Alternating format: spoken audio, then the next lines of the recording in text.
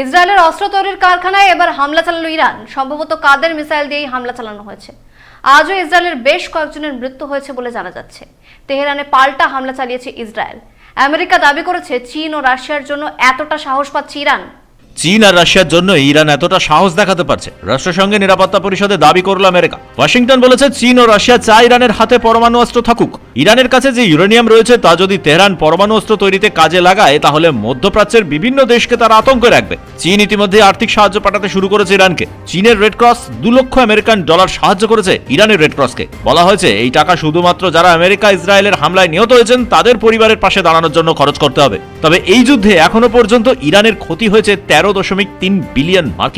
Washington মনে করছে এই যুদ্ধ যদি আরো 15 দিন চলে তাহলে আমেরিকার $50 বিলিয়ন খরচ হবে। একদিকে অর্থনৈতিক সংকট শুরু হয়েছে আমেরিকায়, তার উপর ট্রাম্পের বিরুদ্ধে ক্ষোভ প্রকাশ করতে শুরু করেছেন মানুষ। ফলে রিপাবলিকানরা চাপে রয়েছেন বলে মনে করছেন ডেমোক্র্যাটরা। ইসরায়েল হামলা চালাচ্ছে ইরানের উপর। তারা বলেছে ইরানের অস্ত্র তৈরির কারখানায় তারা হামলা চালিয়েছে। অন্যদিকে ইরান দাবি করেছে ইসরায়েলের অস্ত্র ও ড্রোন তৈরির কারখানায় হামলা চালিয়েছে তারা। সম্ভবত এই অস্ত্র তৈরির কারখানায় কাদের মিসাইল ছুড়েছে ইরান।